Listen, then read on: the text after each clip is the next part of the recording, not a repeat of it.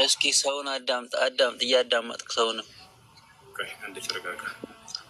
ከዚያ በኋላ ደግሞ እሱ ረብሽ አንድ ጊዜ ተረጋጋ። ابن تيمية رحمه الله تعالى من قالوا لا عيب على من أظهر مذهب السلف وانتسب إليه واعتزى إليه. أنت جيغنا كون ኢትዮጵያ ገብተህ ክርስቲያኖችን ማስበክ አለብህ። ጀግና ኮን እንዳታወርዱት አድሚን አስተውታ እንዳታወርዱት። ጀግና ኮን ከዛ አረብ ሀገር መካ ምናምን መዝለል አይደለም። ወላሂ ላዚም በአካል እንዳውም ደስ ይለኝ ነበር። በቅርብ እመጣለሁኝ የምትፈልጉት ሰው እሱ አንተ እኮ ዝም ብለህ አረብ ሀገር ሄደህ እኮ ነው እዛ የምትቀባጥረው። ሀገር ገብተህ መከራከር አችል። እንዳውም እሱ ይሻለኛል እኮ ወረብ ከባ ፊት ለፊት እንደ ወንድ ልጅ ፊት ለፊት እንደዚህ መገናኘት ኢንሻአላህ። ስመጣ አስታውሰኝ ልመጣ ስል ምናልባት ስለምናገር ራሱን ደብቆ የሚኖር ሌባ ብቻ ነው እንዳይታይ ሌብነቱ ማለት ነው። ጀግና ከሆንክ ሀገር ገብተህ መከራከር አይሻልክኝ እኮ ተሰማኝ። እሱ ቶ አንዳንድ ነገር እንድትናገርና አንዳንድ ሪኮርድ ስለሚያደርጉ ቶና ወይም ሚት አድርገው እስልምና በአንተ የመጣረከው እንዳንተ እጅ ሚት አድርገው ኡስታዝ ሚት አድርገው በቃ ወይም አውጣው በቃ። ለምን እንደዚህ ያለ ሰው መርሰት ተስተው ጀዛከላህ ቀጥል ኡስታዝ وياكم بنا. ويقول شيخ الإسلام ابن تيمية رحمه الله تعالى لا عيب على من أظهر مذهب السلف. بدم به ابن تيمية نقدر عدمت ابن تيمية راسه من قريب له راسه من قريب التطهر لكنه كان يدعو إلى مذهب السلف الصالح. يتوسع الأرض لا عيب على من أظهر مذهب السلف. يسلف وش المنقر براسه لا يقهر قلت على الرجل سوله من منور اللبت مو كسائل اللبت ما وجاء قفش لا عيب على من أظهر مذهب السلف وانتسب إليه راسه ورزا استكان يسلف وش المنقر كتل له جال سوله من منور اللبت ما واعتزى إليه بل يجب قبول ذلك منه بالاتفاق. هي الكرسو من قبل دام قد لا بعلموش بمنت مثلا لأن مذهب السلف لا يكون إلا حقا. يسلف مذهب من قر هنا تنجيل لا بفسهم حسث لما يشرب النار. هنا يفتشوا الأرض. أنا أنصحكم باتباع مذهب السلف فهم الدين هيمانة بالمجازة رجعت لا يسلف وشن بالنسبة مجازة قد لا سلف وشي بال صحابة ناتشوا للا أنا قريد تابعي ناتشوا أتباع التابعي النزي سوستوشوا ملكام في كفل زمن لا يربروت النبي صلى الله عليه وسلم سبحانه يورد سواتشوا አደራይ እነዚህ መንገድ መልካም መንገድ ነው ብለው በአንድ በታቸው የተናገሩላቸው የነዛን ግንዛቤ መከተል። ከዛ በኋላ ሰዎች ያመጧቸው የቢድዓትና የኹራፋቶችን መንገድ የሽርኮች መንገድ አደራ ተጠንቀቋቸው። ከዚያ በኋላ መጥተው አዲስን ግንዛቤ የሚፈጥሩላቸው ካሉ إذا كان هذا الفهم السقيم يخالف مذهب السلف فعليكم بالتجنب عنه والابتعاد عنه. وقد نصح السلف الصالح باتباع مذهب الصحابة والتابعين ومن جاء بعدهم من الأئمة المعتبرين. هنا الشيخ أمين عندنا السلام جزاك الله أستاذ والله يجمر الله نعم بسمنا من تكمل الله إن شاء الله آمين كله يكترنا يا عند ولد كرنا إن شاء الله كتلو مرحبا مرحبا إيش آمين علش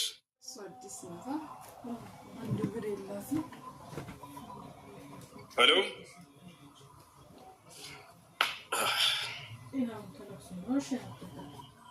ወለች መሰለኝ ፕሊስ ጌስት ሰዎች ከገባችሁ ሬዲ ሁኑ ወንድሞችና እህቶቼ ኢንሻአላህ። ያው ስትገቡ ያለችበት ቦታ ተቀበሉ። ስትጠየቁ ደግሞ ወዲያው የጠራሽ ነበር እኮ ቀጥይ። ኔትወርክ ይዞኝ ነው። ኔትወርክ ያስቸግራል። እሱዬ ከክርስቲያን እምነት ተከታይ ነኝ እና በጣም ጥያቄ የሚሆኑብኝ ነገሮች ስላሉ ነው። እኔ እስልምናን በጣም ነው የምወደው። ለምሳሌ እስልምና ማለት በጣም ደስ የሚል ነገር ነው። ራቁት አለመሄድ ራሱ በጣም ትልቅ ክብር ያለው ስፍራ ነው እና ለምሳሌ እስልምና ውስጥ ያሉ ሴቶችን በጣም ነው ማደንቃቸው። የምር ራሳቸውን ሸፍነው ለአንድ አምላካቸው መገዛታቸው ከምንም በላይ በምድርም ራሳቸውን ሰትረው የኖሩ ጀግና እህቶቻችን ናቸው እና እነሱ ሳይ እኔ ቀናለሁ። ለምንድነው ተቀለ የ10 ብር ታይት ለብሰን እኛ ገላችን እያሳየን በጣም ልንከራከር ማንችል ሰዎች ከእስልምና ጋር ስንከራከር በጣም ነው የሚገርመው። አንድ እሱ ነው። ሁለተኛ ምንድነው ከእስልምና ውስጥ ምን ያስፈልጋል? አሁን እስላም ለመሆን መስፈርት አለ ወይ? ሁለተኛ ምንድነው ሙስሊም ሲሆን ብዙ ጊዜ ወላጆች አይቀበሉም። አሁን ወደ ሌላ እምነት ተከታይ ከሆንክ አንተ አንዳንዴ እምነት ትመስሎም ባህላዊ የምንከተል ሰዎች አሉ። ኢትዮጵያ ውስጥ ማናቃቸው ነገሮች አሉ። ለምሳሌ እሱን እዚህ ላይ አልገልጽም። እና እኔ እስልምናን ለመከተል ስለሚፈልገው ምን ያስፈልገኛል? አላህን ለማግኘት የምሬ ነው። በንጹህ ልቤ እየጠበቅኩት ነው። በእርግጥ የያዘኝ ነገሮችን ብኖር እኔ አሁን 29 ወደ 30 እየሄድኩኝ ነው። በጣም ስለምወዱ ይሄን ዓለም ውስጥ እንዴት ልግባ ብዬ ለራስም ጥያቄ ሆንብኝ ነበረ። ኦንላይን ላይ ብዙ ጊዜ ደግሞ አገኛለሁ ብዬ አላገኘሁም። እድለኛ አልሆንኩም። ዛሬ እድለኛ ነኝ፣ አግኝቻለሁ። ለዚህ ጥያቄ መልስ እንድትሰጠኝ ነው። ያው ለእስልምና እንደሚያስፈልገኝ መስፈርቱን እንድትነግረኝ። መርሐባ። እሺ እንግዲህ ከመጀመሪያ ካነሳቸው ስንነሳ ኢስላም ሴት ልጅ ተገላልጣ በገሃድ ባዕድ ወንዶችን ወደ ፈተና እንድትጥል አያዝም እና ስለዚህ አላህ ሰውነቷን እንድትሸፍን ያዛታል። መገላለጥ የውበትና የነፃነት መገለጫ አይደለም። ያ ቢሆን ኖሮ እንስሳቶች ከማንም በላይ ነፃነት አላቸው እንል ነበር። ምክንያቱም እነሱ ተገላልጠው ይሄዳሉና። ስለዚህ የሴት ልጅ የውበቷ መገለጫ ምንድን ነው ከተባለ የእርሷ መሸፈኗ ነው። ለባሏ ለማን መሸፈን መገለጥ እንዳለባት ያስተምራታል ኢስላም። ለተፈቀደላት ለባሏ ካልሆነ በስተቀር ባዕድ ወንዶችን ተገላልጣ በአደባባይ እንድትሄድ በፍጹም ይሄንን አይፈቅድላትም። ሌሎችንም ወደ መጥፎ እሳቤ ነገር የሚጥል ነገር ስለሆነ ማለት ነው። እሷንም እንዲሁ አደጋ ላይ ሊጥላት ስለሚችል ያ ነገር ብዙ ጊዜ ሴቶች ለመጥፎ ነገር ሰይጣን ያንን እንዲጋበዙ ያደርጋሉ። ወንዶችን የእርሷን ተክለ ሰውነት ባዩ ጊዜ፣ ውበቷን ባዩ ጊዜ ወደ መጥፎ ነገር እንዲሄዱ ያደርጋል። ይህን ሁሉ መንገድ ኢስላም ዘግቶታል። ያ ነገር እንዳይከሰት ቀድሞ ሴት ልጅ እንድትሸፈን አዘዘ። አላህ ይህም በቁርአን ላይ ሱረቱል አሕዛብ ላይ ሲናገር ይላል፣ ያ አዩሃ ነቢይ ቁል ሊአዝዋጅከ ወበናቲከ ወኒሳኢል ሙእሚኒን ዩድኒነ ዐለይሂነ ሚን ጀላቢቢሂነ ዛሊከ አድና አን ዩዕረፍነ ፈላ ዩእዘይነ ወካነ አላሁ ገፉረን ረሒማ ይላል። አንተ ነቢይ ሆይ ሚስትህን፣ ሴት ልጆችህን፣ ምእመናት ሴቶችን በሙሉ ሰውነታቸው ላይ ጅልባባቸውን ይለቁ ዘንድ እዘዛቸዋል። ታቸዋል ያን ምክንያቱም ተናገረ። ዛሊከ አድና አን ዩዕረፍ፣ ይህ እንዳይታወቁ ይረዳቸዋልና። ተደበቀች፣ ተሰተረች፣ በቃ ከዚያስ ፈላ ዩእዘይኒ፣ አይለከፉም ማለት የእነርሱን ጥቅም አስቀደመ። ሴት ልጅ ራሷን በሸፈነች ቁጥር እርሷ ከመለከፍ በጣም የራቀች ትሆናለች። ራሷን በገላለጠች ቁጥር ለመለከፍ ቅርብ ትሆናለች። ታቸዋል ይህ ነው። ሴት ልጅ ከቤቷ በምትወጣ ጊዜ ሰይጣን ወደ እርሷ ይጠራል አሉ ነቢ ሰለላሁ ዐለይሂ ወሰለም። ተገላልጣ የምትሄድን ሴት ሲገልጹ ማለት ነው። ምክንያቱም ያወጣት ልጅ እሷን በሚያይ ጊዜ ሰይጣን ወደ እርሷ እንዲመለከት ይጋብዘዋል። የዛኔ እርሷን ለምን አናናግራትም የሚል ነገር ሀሳብ ይጭርበታል። ከዛ ሄዶ ስልኳን ይቀበላል። ከዛ አንድ ቀን ይገናኛሉ። ከዛ በመቀጣጠር ሌላ ነገራቶች ውስጥ ሰይጣን ይጥላቸዋል። ስለዚህ ያ ነገር እንዳይሆን ነቢ ሰለላሁ ዐለይሂ ወሰለም ቀድመው እንዲሰተሩ አዘዙ ማለት ነው። ሌላ ነገር ስለ ኢስላም ነው። የሰው ልጅ እዚህ ዓለም ላይ ትልቁ ጸጋ ብሎ ማለት አምላክ በነቢያት በኩል የደነገገለትን መንገድ አግኝቶ መሄድ ነው። ሌላው ምድራዊ ጸጋ ነው፣ ጠፊ ጸጋ ነው፣ እዚህ ምድር ላይ የሚያልቅ ነገር ነው። እውነተኛ ጸጋ ብሎ ማለት ግን ከሞት በኋላ ያለውን ህይወታችሁን የሚያስቀጥልላችሁን የነቢያትን መንገድ አግኝታችሁ መሄድ ብቻ ነው። ያን ደግሞ አምላክ በነቢያት በኩል የዘረጋው ብቸኛው መለኮታዊ ሃይማኖት ኢስላምን እንደሆነ ይናገራል። አዳምን ገና ወደ ምድር ሲያወርደው ጊዜ ምን እንዳለ ታውቃላችሁ? ቁልነ ህቢጡ ሚንሃ ጀሚዓ፣ በሉ አዳምም ሔዋንም ሁላችሁም ወደ ምድር ውረዱ አልኳቸዋል። ከዚያ ዳግም ወደ ገነት የሚሄዱበትን መንገድ ነገራቸው። ግን ፈኢማ የእትየነኩም ሚኒ ሁደን አላቸው፣ ከእኔ የሆነ አንድ ቅኑ መንገድ እልክላችኋለሁ። ያን በሚመጣላቸው ጊዜ ፈመን ተቢዐ ሁዳየ ፈላ ኸውፉን ዐለይሂም ወላ ሁም የሕዘኑን፣ ያን ቅኑ መንገድን ኢስላምን የተከተለ ከእናንተ በእናንተ ላይ ምንም ፍርሃትና ሀዘን የለባቸውም፣ የዘላለምን ደስታ ታገኛላችሁ አላቸው። ያን ቀኑ መንገዱን ኢስላምን ያስተባበሉ ሰዎችስ ወዴት እንደሚሄዱ ነገራቸው። ወለዚነ ከፈሩ ወከዘቡ ቢአያቲና፣ እነዚያ ግን ቀኑ መንገድን የካዱና ያስተባበሉ ሰዎች ኡላኢከ አስሓቡ ናር፣ እነዚህ የእሳት ሰዎች ናቸው ከሞት በኋላ። ሁም ፊሃ ኻሊዱን፣ እነርሱ በእርሷ ውስጥ ለዘላለም ዘውታሪ ይሆናሉ አለ። አምላክ ይህን ለአዳም የገባውን ቃል ኪዳን በየዘመናቱ ቃሉን ፈጸመ። ምን አደረገ? ከአዳም ልጆች ነቢያት የሚባሉን እየመረጠ ያን ቀኑ መንገዱን ኢስላምን እያስያዘ ላካቸው። ያንንም ለትውልዶቻቸው ሁሉ አስተማሩ። የምትድኑበት መንገድ ይህን መንገድ መከተል ነው አሏቸው። የእስልምና ሃይማኖት ምንድን ነው የሚያስተምረው ታዲያ ከተባለ የመጀመሪያው አስተምህሮት ስለ አምላካቸው እንድታውቁ ነው። ያን አንዱን አምላክ በብቸኝነት እንድታመልኩ ነው።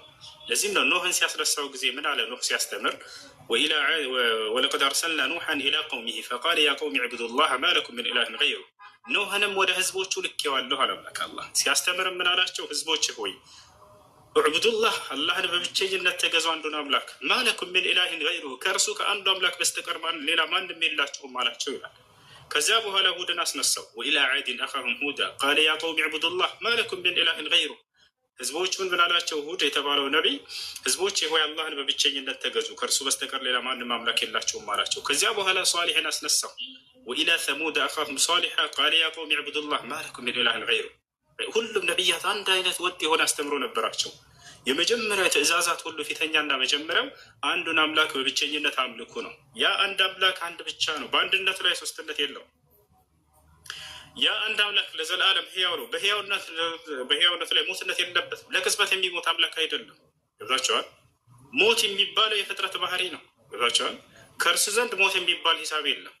ወተወከል ዐለል ሐይ አለዚ ላ የሙት ይላል አላህ ስለ ባህሪው ሲነግረን፣ በፍጹም በማልሞተው ዘላለም ህያው በሆንኩት በእኔ ላይ ብቻ ተመኩ እያለ ይናገራል። ሁወል ሐዩ ላ ኢላሃ ኢላሁ ይላል። እኔ ዘላለም ህያው ነኝ፣ ከእኔ በስተቀር ሌላ ማንም አምላክ የለም እያለ ይናገራል። ገብታችኋል? ፈድዑሁ ሙኽሊሲነ ለሁ ዲን፣ ሃይማኖትን ጥርት አድርጋችሁ ለእኔ ብቻ እኔም በብቸኝነት አምልኩኝ እያለ ይናገራል። ይህ ነው መሲሁም ሲመጣ ይሄን ያስተማረው። ወቃለ ልመሲሁ ያ በኒ እስራኤል አዕቡዱላህ ረቢ ወረበኩም። አላህ ምን ይላል በሱረቱል ማኢዳ ላይ ቁጥር 72 ላይ ክርስቶስም አላቸው ይላል፣ እናንተ የእስራኤል ልጆች ሆይ የእኔንም የእናንተንም ጌታ የሆነውን አላህን በብቸኝነት ተገዙ አላቸው ይላል። ከዛሊክ ልክ እንደ ሁሉም ነቢያት ይሄን ያስተማሩት። አብርሃም ይሄን ያስተማረው ወኢብራሂም ኢዝ ቃለ ሊቀውሚሂ ዕቡዱላህ ወተቁህ። አብርሃም ለህዝቦች ምን አላቸው? ህዝቦች ሆይ አላህን በብቸኝነት ተገዙ፣ እርሱንም ብቻ ፍሩት።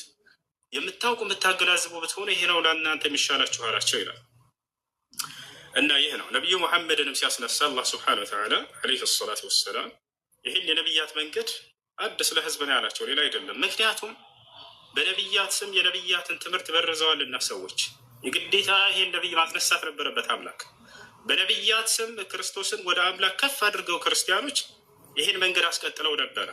በነቢያት ስም አንድ አምላክን ወደ ሶስትነት አምላክ አንድ ብቻ ሳይሆን አንድም ሶስትም ነው ብለው ማስተማር ይዘው ነበረ። በነቢያት ስም የአንዱ አምላክ ስለ ኃጢአታችሁ ሙቷል ብለው አስተምረው ነበር። በነቢያት ስም የአንዱ አምላክ ተገርፏል፣ ተሰቅሏል፣ ተገድሏል ብለው እያስተማሩ ነበር። ህዝብም ይሄን አምር እየኖረ ነበር። አምላክ ዳግም የአንድ የነቢያትን መንገድ ማስቀጠል አለበት እና ነቢዩ ሙሐመድን አስነሳ። ሰላም አለይኩም። ይህን እንዳስተምሩ አዘዛቸው። ነቢ ስ ላ ሰለምም ያን የነቢያት ሁሉ ትምህርት መንገድ አስተማሩ። የአብርሃም የኢስሐቅ የያዕቁብን አምላክ አምልኩ ነው የሚለው ቁርአን፣ ሌላ አይደለም። ያ አምላክ አይሞትም። ያ አምላክ አንድ ብቻ ነው። ያ አምላክ ዘላለም ሕያው ነው። ያ አምላክ ሶስትነት የለውም፣ አንድ ብቻ ነው። ይሄን ትምህርት ነው አንዴ እና ይሄን ይመስላል። ወደ ኢስላም ለመግባት የምትፈልጊ ከሆነ እኔ የምለውን ቃል አብረሽ እየተከተልሽ ትያለሽ። እሱም ምንድነው የምትይው? የመጀመሪያው ትእዛዝ የሆነው ስለ አምላክ አንድነትና ብቸኝነት፣ አምላክ አላህ ስብሐነሁ ወተዓላ ከእርሱ በስተቀር ሌላ ማንም አምላክ እንደሌለ መመስከር ነው። ከዚያ በኋላ የነቢይ ሙሐመድ ሰለላሁ ዐለይሂ ወሰለም ነቢይነታቸውን መቀበል ነው። ከዚያም በእርሳቸው ላይ የወረደውን ህግና ስርዓት እየፈጸመን እስከ ህይወታቸው ፍጻሜ ድረስ መኖር ነው። ከዚያ በኋላ ከሞት በኋላ ጀነትን ሊያስገባን ቃል ገብቶልናል። ያንን አምኖ መቀበል። እሺ ዝግጁ ነሽ?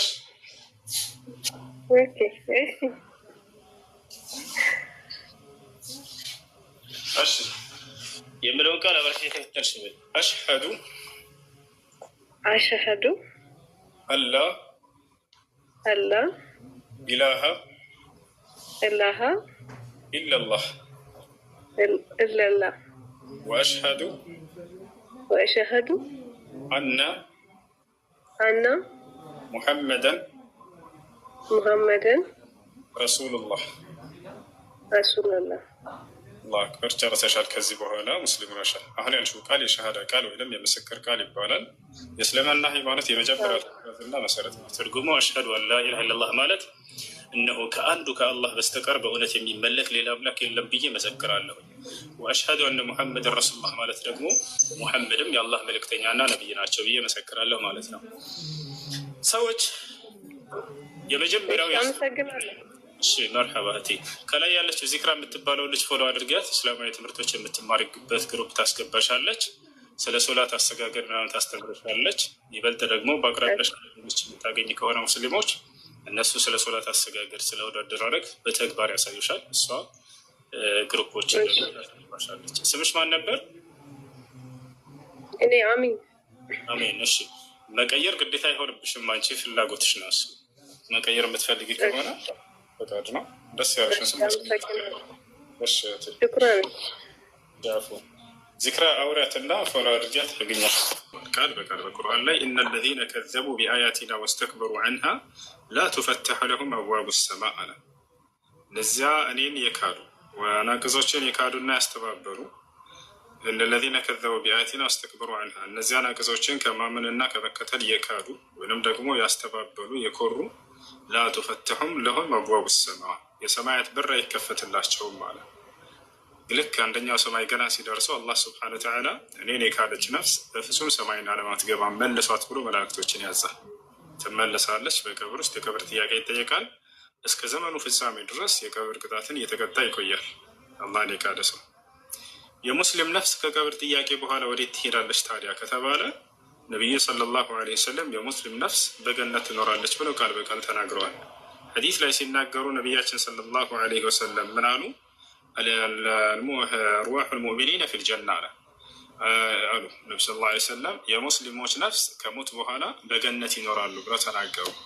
በገነት ይኖራሉ። ይህን ይመስላል ዳኒ። እሺ ግልጽ ነው። እሺ ቻል።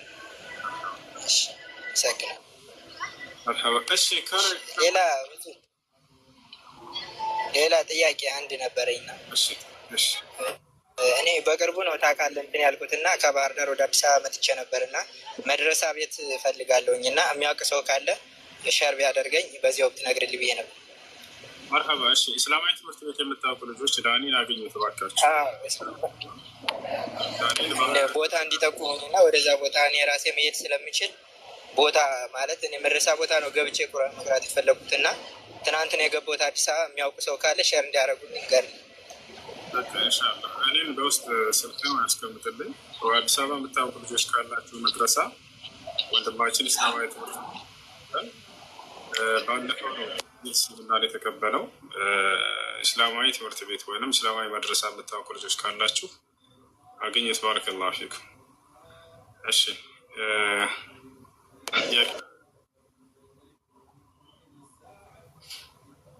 ጥያቄ ያለ ይቀጥል። الو تسمعوني كلامي؟ ሰላም ሰላም ሰላም፣ እንዴት ነህ? እግዚአብሔር ይመስገን። እሺ ጥያቄ ነበረኝ። እሺ ጥያቄ ምንድን ነው? አይ ቲንክ ትላንት ማታ ገብቼ ነበርና ስልክም እየተደወለብኝ ስለሆነ አልተመቸኝም እና በኢየሱስ ክርስቶስ አምላክነት ላይ ስታወራ ነበር እና እዛ ላይ ያነሳው ጥቅስ ነበረ።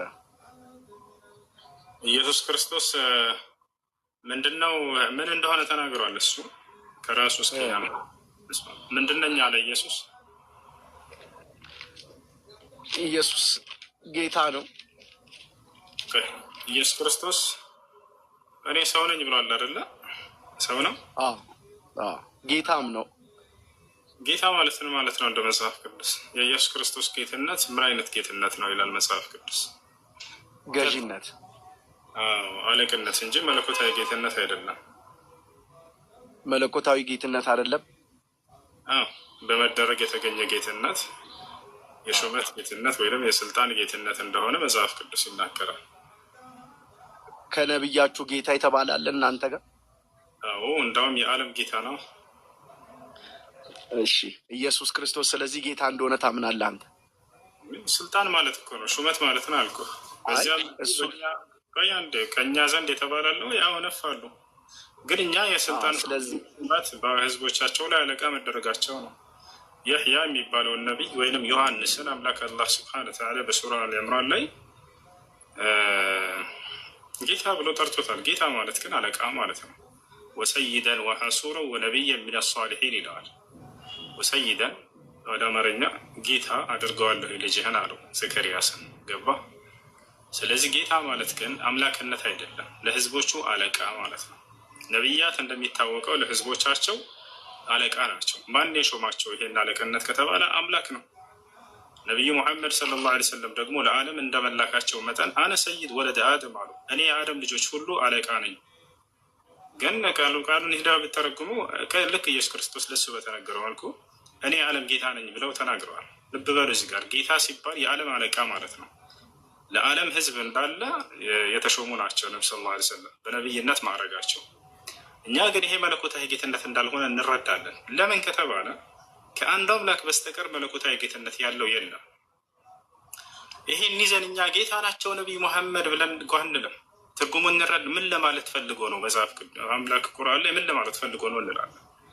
አያርና መለኮታዊ ጌትነት የማን ነው ከተባለ አምላክ ራሱ የኔ ብቻ ነው አለ። ረቡ ሰማዋት ወልአርድ ወማ በይነሁማ፣ የሰማያት የምድር ጌታ እኔ ነኝ አለ አላህ። ኢየሱስ ክርስቶስ መጽሐፍ ቅዱስ ላይ የሰማያት የምድር ጌታ አባት ሆይ አንተ ብቻ ነህ አለ። አያርና ስለዚህ ኢየሱስ ክርስቶስ የምን ጌታ ነው ከተባለ ለእስራኤላውያን ሰዎች ጌታ፣ ለነሱ አለቃ ተደረገ ማለት ነው። ለነሱ አለቃ ተደረገ። የሐዋርያት ሥራ ምዕራፍ 2 ቁጥር 36 ላይ ያለ እስራኤል ሰዎች እግዚአብሔር ጌታ አደረገው ይላል። ዮሴፍ ከእርሱ በፊት ለግብፅ ሀገር ጌታ ተደርጎ ነበር። ኦሪት ዘፍጥረት ምዕራፍ 45 ቁጥር 9 ላይ እግዚአብሔር ዮሴፍን በግብፅ ሀገር ላይ ጌታ አደረገው ይላል። ፈርዖን አምላክ ነበር። ማን ነው? ይቅርታ፣ ሙሴ አምላክ ነበር። አምላክ ተደርጓል። ማን ያደረገው? እግዚአብሔር። ለማን? ለፈርዖን ለተላከበት ህዝብ ማለት ነው። ኦሪት ዘጸአት ምዕራፍ 7 ቁጥር 1 ላይ እግዚአብሔር ለሙሴ ምን አለው? እኔ ለፈርዖን አምላክ አድርጌሃለሁ አለው። ኦኬ፣ አምላክ ነው ማለት ነው? ስልጣን ነው፣ ሹመት ነው። ስለዚህ ጌትነትና አምላክነት፣ እውነተኛ መለኮታዊ ጌትነትና አምላክነት ለአንዱ አምላክ ብቻ ነው። በመደረግ ያገኙት፣ በስልጣን በሹመት ያገኙት ከሆነ ግን ያለ ነብያት ይሰጣል። ነብያቶች በዚያ ስም ይሰየማሉ። ይሄ ነው። ስለዚህ ኢየሱስ ክርስቶስ ጌታ እንደሆነ ታምናለህ አንተ? ረበት ፈጣሪ አይምሮ የለም እንደ ፈጣሪ እንዲህ እንድናገርህ ነው የምትፈልገው? እያስረዳው እየደጋገምኩ ምን አይነት ጌትነት ነው አልኩኝ? አይ አይደለም፣ ምንም አይነት ጌትነት ይሁን ጌታ እንደሆነ ታምናለህ? እንደሱ አይደለም። ማዳን ተሳለች ና እኮ ጌታ እንደሆነ ታምናለህ አንተ? ምን ማለት ነው ጌታ ማለት አልከኝ? ትርጉሙ እኮ ምንም ይሁን በሰው ላይ የሚሆን በምድር ላይ ጌታ እንደሆነ ግን ታምናለህ? ለአናነት አንተ ያሰብከው አሁን እየመለስክ እንዴ ጌታ ነው እያልክ እኮ ነው። እንደ ትልቅ ሰው ታወራለህ እኮ። እንደ ትልቅ ሰው ነው እኮ እያወራ ያለው። በቃ ምን እንዳልኩ ድገምላቸው እስኪ። ድገማ ያልኩትን ያልከው ምንድን ነው? አምላካዊ ጌትነት አይደለም ወይም መለኮታዊ ጌትነት አይደለም አልከኝ አይደለ? ተደርጎ ነው። ማን ያደረገው? ፈጣሪን ያደረገው አልከኝ። ፈጣሪን ያደረገው ከሱ በፊት ማን ጌታ እንዳልኩኝ ከሱ በፊት ማን ጌታ ያደረጋቸዋል? ሙሴ ጌታ ተብሏል፣ ተደርጓል አልከኝ። ሙሴ ጌታ ነው ማለት ነው? አይ ቆይ ቀስ በል ቀስ በል አትለኝ ማለት ነው። ሙሴ ጌታ ነው አይደለም? እነ ዮሴፍ ለማን የተደረገው? ኢየሱስ ለማን ነው ጌታ የተደረገው? ለዓለም። ለእስራኤል አይደለም ነው። ማስረጃ ልስጥህ። ለዓለም ለእስራኤል ነው። ማስረጃ ልስጥህ። እሺ የሐዋርያት ሥራ ምዕራፍ 2 ቁጥር 36 እሺ የሐዋርያት ሥራ እናወጣዋለን። የሐዋርያት ሥራ ምዕራፍ ስንት? ምዕራፍ 2 ቁጥር 36 እዛው ጌትነትን ሲናገር በመደረግ የተገኘ 2:36 ሰዎች እንደሆነ ይነግርሃል። በጣም ስፈልግ ነበር ባይዘው አንተን ዛሬ ድሉን ስላገኘሁ ጌታዬን አመሰግናለሁ። በጣም ደስ ብሎኛል። ሰልይ አልሐምዱሊላህ። መነጽርህን ትገለብጣለህ ዛሬ፣ ችግር የለውም። እሺ 2 ስንት? 2:36 2:36 እሺ 2:36 2:36 እንግዲህ ይህንን እናንተ የሰቀላችሁት ኢየሱስ ክርስቶስ ጌታ መሲህ እንዳደረገው የእስራኤል ሕዝብ ሁሉ በእርግጥ ይወቅ ይላል። ኢየሱስ ክርስቶስ ጌትነቱን በመደረግ ነው ያገኘው አይደለም? ለማን ያደረገው? አንድ በመደረግ ነው ያገኘው። እሱ ስለሚቀድም አይደለም፣ እሱ አይደለም የሚቀድመው። ያወጣውን ጥቅስ መጀመሪያ ያወጣውን ጥቅስ አስረዳ። ስለዚህ እርሱ የሚቀድመው የእስራኤል ከማለቱ በፊት በመደረግ የተገኘ ጌትነት መሆኑን ቀድሞ ይናገራል። ስለዚህ ይሁን በመደረግ ነው ይሁን። ስለዚህ በመደረግ የተገኘ ጌትነት የስልጣን የሹመት ጌትነት ነው አይደለም? ለማን ነው? እሱን እዛው ላይ ለእስራኤል እንደሆነ ይናገራል። የእስራኤል ወገን ሁሉ ይኸው አነበብኩልህ። ለእስራኤል ተደረገ ይላል። ለእስራኤል እንደሆነ እዚያው ጋር አውዱ ላይ ይናገራል። የማን ወገን እንደሆነ የት አለ? ይኸው እያነበብኩላችሁ ነው። ስሙ ምን እንደሚል ስሙ። ይኸው ስሙ። አረ ሁሌ እየሰማቸው ነው፣ እየነገርኳቸው እኮ ነው። አዲስ አይደለም ላንቺ። እሺ እንግዲህ ይህን እናንተ የሰቀላችሁትን ኢየሱስን እግዚአብሔር ጌታ መሲህ አደረገው። የእስራኤል ሕዝብ ሁሉ በእርግጥ ይወቅ ይላል። ጌታም ክርስቶስም አይደለ? አዎ። ስለዚህ ጌታም ክርስቶስም በመደረግ ያገኘው ስልጣን ናቸው እነዚህ ሁለቱ አይደለ? ለማን ያደረገው? መደረጉን እመንና ከዛ ወደ ማን የሚለው እዛው ላይ አምኛለሁ። ስለዚህ በመደረግ የተገኘ ጌትነት ወይንም ክርስቶስነት መለኮታዊነት ባህሪ ነው ብለህ ታምናለህ አንተ? እሱን ቶ ወደዛ አታስቀይሰው። እዚህ ጥቅስ ላይ ለእስራኤል ያልከውን አውጣ። አንተ አውጣ። እዛው ላይ ለእስራኤል ይላል። አንብበው። ማንን ሀገር እዛው ላይ የት አለ? ያነበብከው ጥቅስ ላይ ያሰማም እንዴ? ከኔ ጋር ነው አነበብኩ እኮ። እንግዲህ ይህን እናንተ የሰቀላችሁትን ኢየሱስን እግዚአብሔር ጌታ መሲህ አደረገው፣ የእስራኤል ሕዝብ ሁሉ በእርግጥ ይወቅ ነው የሚለው። ለማን ነው ይሄ ማወቁ የተፈለገው? ለማን ነው? አይደለም እሱን ለማወቅ የተፈለገው አይደለም፣ አደረገው፣ ለእስራኤል አደረገው ይላል። በዳምጠህ ለማወቅ የተፈለገው አይደለም ይለኛል። የእስራኤል ወገን ሁሉ ይወቅ እያለ ለማን እንደፈለገ እየተናገረ አውዱ ለምታሻለህ? አይደለም ነው። ቆይ ስለዚህ ኢየሱስ ክርስቶስ ረጋበል ለእስራኤል ተደረገ የሚለውን ጥቅስ አውጣ። ያው እዛው ላይ የተደረገው ለማን እንደሆነ አይልም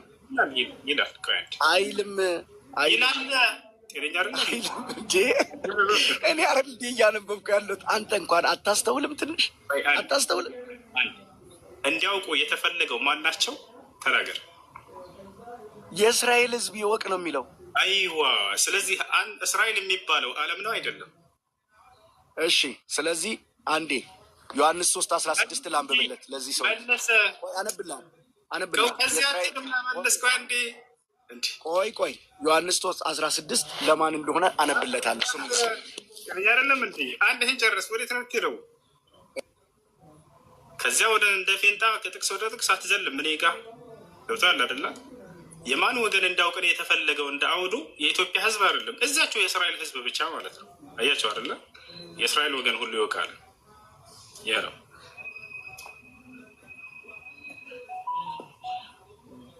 ሚወተን አንሳና አውራ።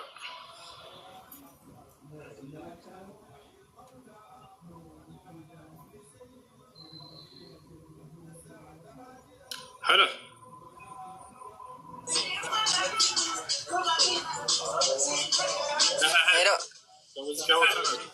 ሄሎ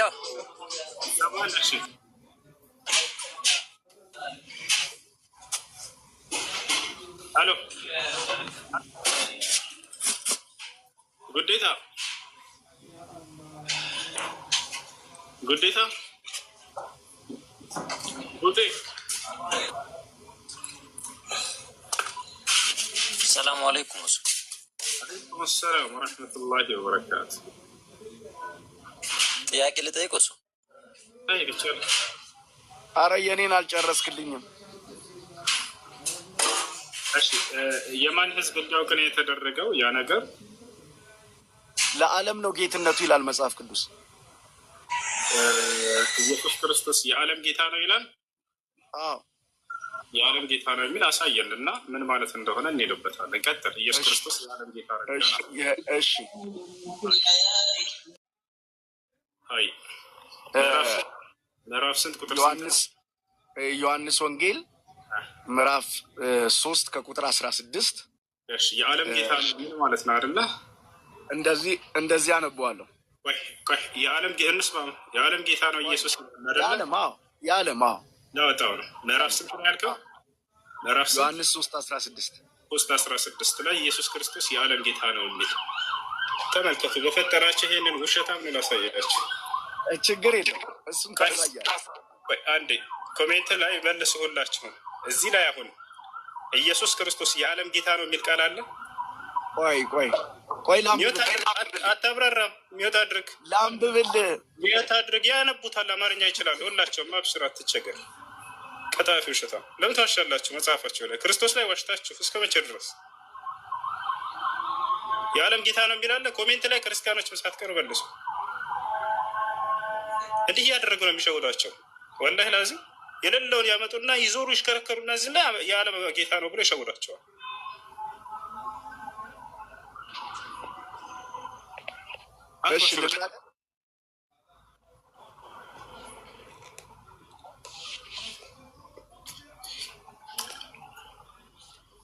ክርስቶስ ላይ ዋሽታችሁ ወላሂ በጣም ነው የምትጠሉት። ብትወዱት ኖሮ አትዋሹበትም ነበር። ምክንያቱም ኢየሱስ ክርስቶስ መጽሐፍ ቅዱስ ላይ ብትወዱኝ ትእዛዜን ትጠብቃላችሁ ነው ያለው። የማይወደድ ሰው በክርስቶስ ላይ ይዋሻል። እኛ በጣም ስለምንወደው አንዋሽበትም። ያለውን ቃል በቃል እናስቀምጣለን። ከእናንተ በላይ ክርስቶስ እንወደዋለን እንደ መጽሐፍ ቅዱስ ራሱ ብንሄድ ማለት ነው። ምክንያቱም እኛ በእርሱ ላይ አንዋሽም። ያለውን ብሏል ብለን እንናገራለን፣ ያላለውን አንልም። እናንተ ግን የሌለ ነገር እየፈጠራችሁ የሆነ ጥቅስ ታመጡና በዛ ላይ እየተሽከረከሩ ክርስቶስ እንዲህ ብሏል ብላችሁ ተዋሹበታላችሁ። ሌሽ ለምን በእርሱ ላይ መዋሸት አስፈለገ? አላህ መስታ አይሸውዳችሁ። ወላሂ መምህሮቻቸው አይሸውዳችሁ። ክርስቶስ አምልኩኝ አላለም።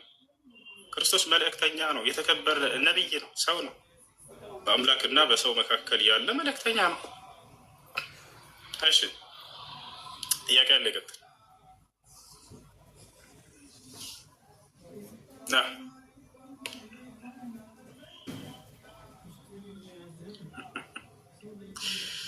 እሺ ጥያቄ ያለው መቀጠል ይችላል።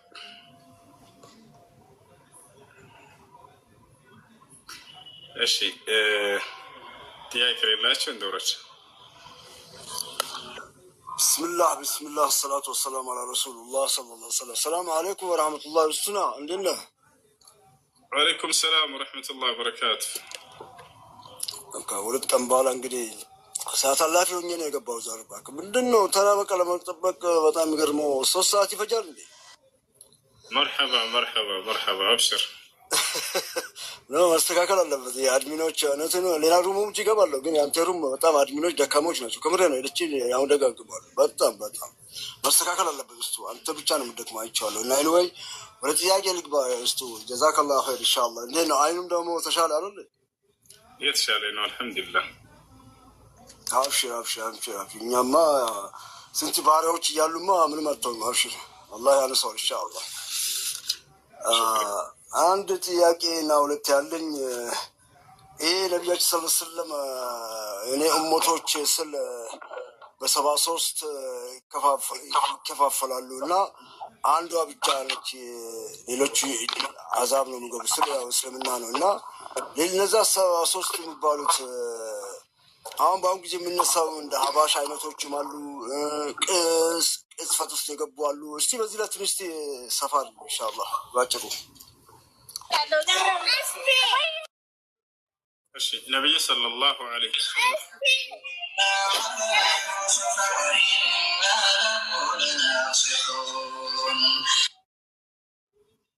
ነቢያችን ሰለላሁ ዐለይሂ ወሰለም ከነቢይነታቸው ማረጋገጫ መካከል አንድ ነቢይ ትንቢትን ይናገራል፣ ወደፊትም በተናገረው መሰረት ይፈጸማል።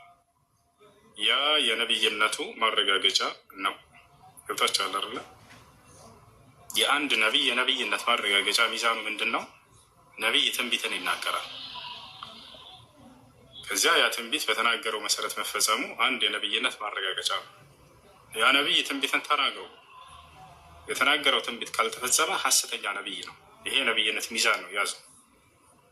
ነቢያት ተአምራትን ያደርጋሉ፣ ሌላም አለ አይደለ? አንደኛ እሱ ነው።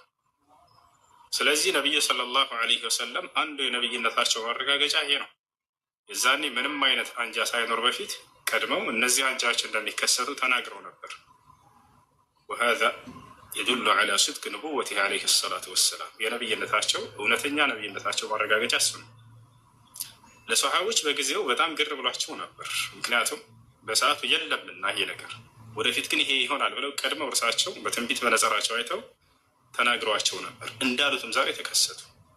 ወሰተፍተሪቁ ኡመቲ ዐላ 73 ፍርቃ ኩሉሃ ፊናር ኢላ ዋሒዳ ያሉት። በመጀመሪያ ሐዲሱ ላይ ምን አሉ? እፍተረቀት ልየሁዱ ዐላ 71 ፍርቃ ወፍተረቀት ነሳራ ዐላ 72 ፍርቃ ወሰተፍተሪቁ ኡመቲ ዐላ 73 ፍርቃ ኩሉሃ ፊናር ኢላ ዋሒዳ ቂለ መን ሂየ ያ ረሱለላህ ቃል መን ካነ ዐላ ሚስሊ ማ አነ ዐለይሂ ልየውም ወአስሓቢ ወፊ ሪዋየትን ኡኽራ ቃል ሂየ ልጀማዓ። ነቢያችን ሰለላሁ ዐለይሂ ወሰለም ምን አሉ? የሙሴ ተከታዮች ወይም የሙሳ ዐለይሂ ሰላም ተከታዮች ለ71 ተከፋፈሉ። ሁሉም የእሳት ናቸው አንዷ ስትቀር፣ እነርሱም ሙሳና ወመን መዐሁ ከእርሱ ጋር ያሉ ተከታዮች ብለው ተናገሩ። የመሲሁ ተከታዮች ልክ እንዲሁ ለ72 ተከፋፈሉ አሉ። ሁሉም የእሳት ናቸው አንዷ ስትቀር፣ እነርሱም ዒሳና ከእርሱ ጋር ያሉ ታማኞች አሉ። የእኔ ኡማ ደግሞ ወደፊት ለ73 ይከፋፈላሉ አሉ።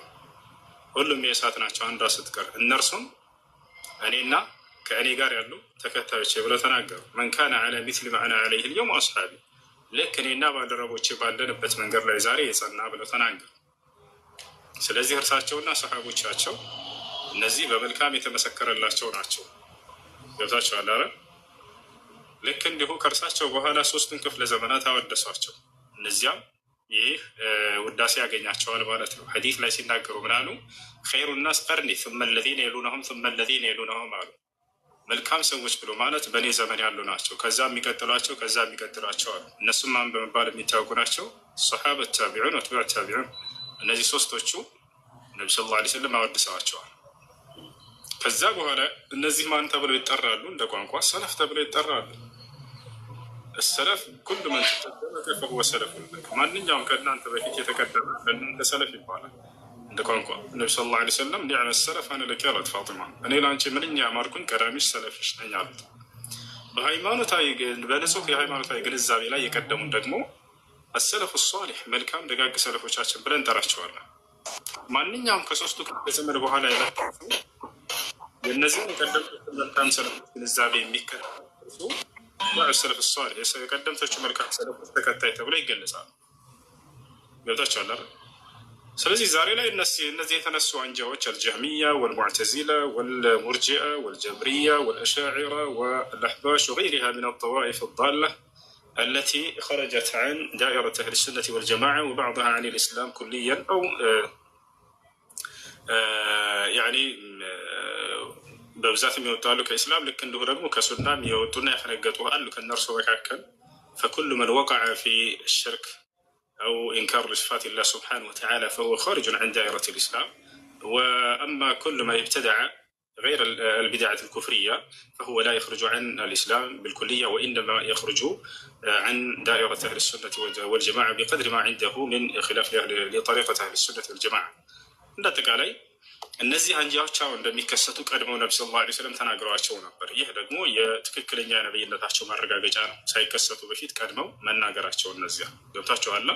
አሁን ዋናው ነገር ምንድነው? ሰሃቦች ጠየቁ፣ ምን ይሄ ያ ረሱላህ፣ ማን ነው ታዲያ ትክክለኛው መንገድ ላይ የሚሆኑት ወደፊት ብለው ሲናገሩ ልክ እኔና ሰሃቦቼ ባለንበት መንገድ ላይ ዛሬ ባለንበት መንገድ ላይ የጸኑት ናቸው ብለው ተናገሩ። እነሱም እስከ ዘመኑ ፍጻሜ ድረስ እንደሚቀጥሉ ተናግረዋል። ሐዲስ ላይ ገብታችኋል። ሐዲስ ላይ ላ ተዛሉ ጣኢፈቱ ሚን ኡመቲ ዛሂሪን ዐለል ሐቅ ላ የዱሩሁም መን ኻለፈሁም ወላ መን ኸዘለሁም ሐታ ያእቲ አምሩላሂ ተባረከ ወተዓላ ብለዋል። ከእኔ ትውልዶች አንዲት ጀማዓ በእውነት ላይ ከመሆን አትወገድም የአላህ ትእዛዝ እስኪመጣ ድረስ። ያ ማለት የዘመኑ ፍጻሜ እስኪመጣ ድረስ ማለት ነው። እስከዚያ ዘመን ድረስ ይጸናሉ፣ ይቆያሉ። እነሱም ማን ናቸው ከተባለ አህሉ ሱነቲ ወልጀማዓ አትባዑ ሰለፍ ሷሊሕ አው ሰለፊዩን አው ሁም አህሉ ልሐዲስ አው ሁም አህሉ ልአተር አው ጣኢፈቱ ልመንሱራ አው ልፍርቀት ናጂያ። እነዚህ ኩሉ ሃዚህ አልአስማ ሙሰመያት ሊእስምን ዋሒድ ወሁወ አልሙስሊሙ ልሙተቢዕ ሊመንሀጅ ሰለፍ ሷሊሕ። የቀደምት መልካም ሰለፎችን ግንዛቤ የተገነዘበ ሰው መሰየሚያ ስያሜዎች ናቸው እነዚህ። ስለዚህ ቁርአንና ሐዲስን ባጭሩ በቀደምት በእነዚያ ነቢ ሰለላሁ ዐለይሂ ወሰለም ባወደሷቸው በ3ቱ ክፍለ ዘመናት ሰዎች ግንዛቤ የተገነዘቡ ሰዎች ወይንም የእነዚያን ግንዛቤ የሰለፎች ግንዛቤ በሚል ይጠራል። ገብታችኋል አይደል? የእነሱን ግንዛቤ ተከትሎ የሄደ ሰው በእውነተኛው መንገድ ላይ ያለ ሰው ገብታችኋል። ለምን ከተባለ ያን ዘመን ነቢ ሰለላሁ ዐለይሂ ወሰለም ያወደሱት ዘመን ነው። 3ቱ ክፍለ ዘመናት ላይ ያሉት ሰዎች መልካም ሰዎች ናቸው የኔ ትውልዶች ብለው መስክረውላቸዋል። እነዚያ ናቸው ሰለፎች ሲባል ጊዜ የሚታሰቡት። والمقصود بالسلف الصالح هم القرون الثلاثة المفضلة الذين زكاهم النبي صلى الله عليه وسلم في حديثه خير الناس قرني ثم الذين يلونهم ثم الذين يلونهم ثم الذين يلونهم እነዚያ ናቸው። ታዲያ እነዚህን አስመልክቶ ሰለፎች ይናገሩ ነበር። አደራቸውን የሰለፎችን መንገድ ተከተሉ እያሉ يقول الإمام سفيان الثوري رحمه الله تعالى عليك بآثار من سلف وإذا رفضك الناس وإياك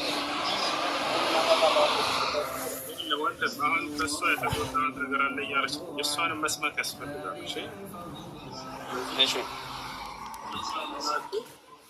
በአቅራቢያቸው የሚገኝ ኡስታዝ ወይም ሼክ ካለ ወደዚያ ጋር ሁለታችሁንም ጉዳይ አንሱትና እዚህ እሷ ብትመጣና አንተ ብትመጣ እሷ ብትመጣ ደግሞ ሌላ ነገር ልታወራ ትችላለች። ስለዚህ አንተ ልጅ እንዲህ ይሄን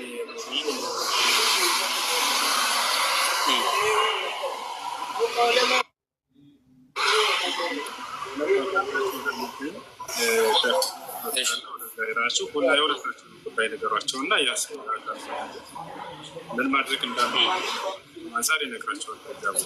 ወይንም እዚህ ይዛል በዛ ነው ማለት ነው። እሺ ሰላም አለይኩም። ሰላም አለይኩም። ሁሱ አካውንት አስቀምጠ ነበር ያጠፋዋል። እናንተ ላይ ተሰፈን ያንተ ባዮ ላይ አካውንትህ ላይ እንትን በለው አስቀምጠው አካውንትህን። በዚያ ላይ ኢንሻአላህ መርዳት የሚፈልጉ ሰዎች የገባቸው ትረዱታላችሁ። ወንድማችን ታሟል፣ መታከም ይፈልጋል። እሺ ኢንሻአላህ ወንድሜ ጎም አስገባኛለሽ። እንዴት ነህ? አሎ አልሐምዱሊላህ ሰላም ነው። መኪና ላይ ነኝ። የሚረብሽ ከሆነ እንትን ሰማን ይሰማል። አብሽር ሰላም ነው። እንዴት ነህ? አልሐምዱሊላህ እኔ ደህና ነኝ። ማሻአላህ ሰላም ነው። ጥያቄ ነበረኝ። የሆነ ጥያቄ የሆነ አስተምሮ ታየውኝና ሁለቱ ሲጋጭብኝ ጥያቄ ልጠይቅ ወደ አንተ መጣሁኝ። የሰው ልጅ ሲሞት እንደሞተ ነፍሱን መላይካ ይወስዱታል እና በሆነ ነገር ያስቀምጡታል ይላል። ከዛ መቃብር ላይ ደግሞ ጥያቄ ይጠየቃል ይላል። ሁለቱ አይጋጭም? እንዴት ነው እንደዚህ ሊሆን የቻሉ? መላይካ ወደ ሰማይ ከወሰደው ደግሞ መቃብር ውስጥ እንዴት ሊጠየቅ ቻለ? ማለት ስጋው ነው የሚጠየቀው ነውስ እንዴት ነው? እስኪ ግልጽ አድርግልኝ።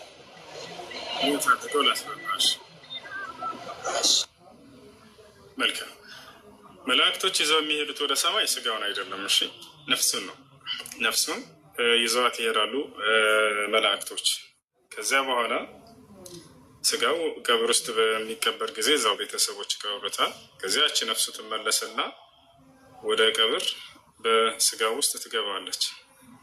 ከዚያ በኋላ መላእክቶች መጥተው ይቀሰቅሱትና የቀብር ጥያቄ ሰላም አለይኩም ወረሕመቱላሂ ወበረካቱ ያራህ ነው ወንድሜ።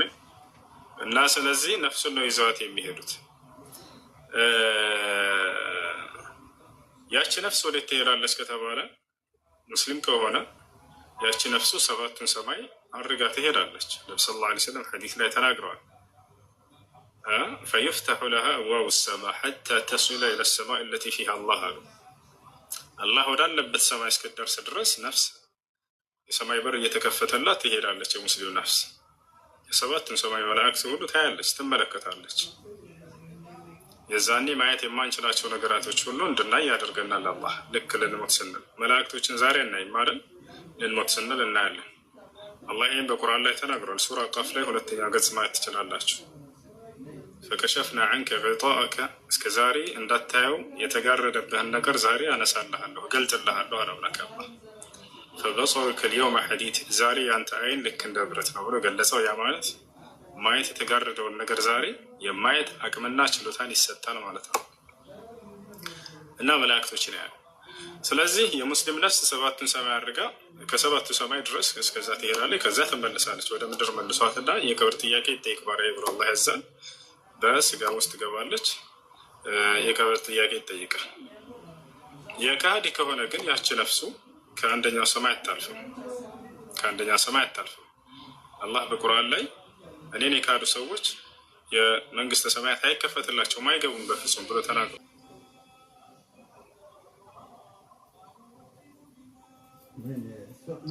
ሰላት ሄደ መሰለኝ እና አቡበከር ካላችሁ ግቡ፣ የምታወሩ ልጆች ክርስቲያኖች ካሉ።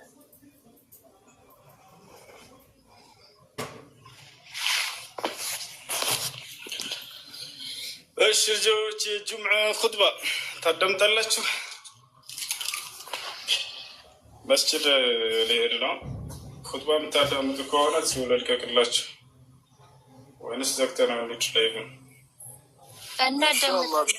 ብናዳምጠው ጥሩ ነው። እሱ ኢንሻአላህ እናዳምጠው። እናንተ ጋር ሌሊት ነው አይደል? ከታች ወንድሜ። አዎ አልሐምዱሊላህ። እኔ ጋር አሁን በቃ ሱቢ ደርሷል። 1 ሰዓት እንደዚህ ቀርቷል። ማሻአላህ ማሻአላህ። ጀዛከላሁ እስቱ በዱዓ ትርሳል እንግዲህ ኢንሻአላህ። ጀዛከላሁ እስቱ አላህ ጨምርልህ።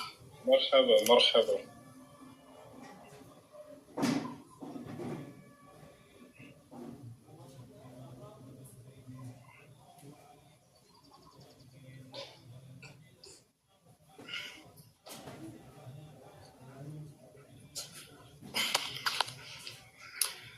قالوا يا أبانا ما لك لا تأمنا አይኔ እየተሻለኝ ነው። በቃ ትንሽ ነው የቀረው ወላሂ አይደለም ልጆች ሽሏል። ማሻአላህ እሱ ብዙ ደግሞ በእጅ ደግሞ አትነካካው። ስበላላ ደግሞ ዝም ብሎ ትንሽ ውሃ ብርጭ አድርግበት። በእጅ አትንካው። መርሐባ አላህ አፊያ አድርግልህ። አብሽር። آمين آمين يا رب. قالوا يا أبانا ما لك لا تأمنا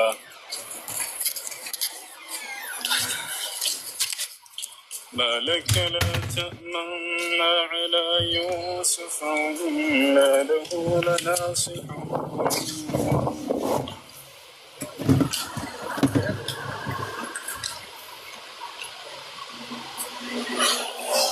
أرسله معنا غدا يرتع ويلعب وإنا له لحافظون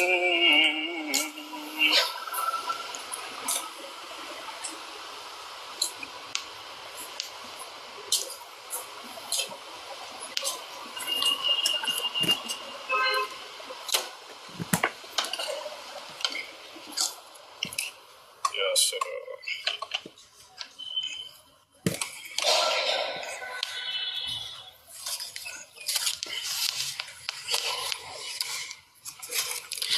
خطبة نسمعنا خطبة تسمعنا تستمعون إلى الخطبة سلا عزة عزيز النفس عزيز النفس عزة النفس የራስ መብቃቃት። ስለዚህ ያነ ኹጥባ እስላም በራስ መብቃቃትን በጣም ያበረታታል። ሰዎች ላይ ያለመውደቅ፣ ራስን ሰርቶ ራስን ማስተዳደር፣ በማንኛውም ዘርፍ ላይ ራስን መቻል።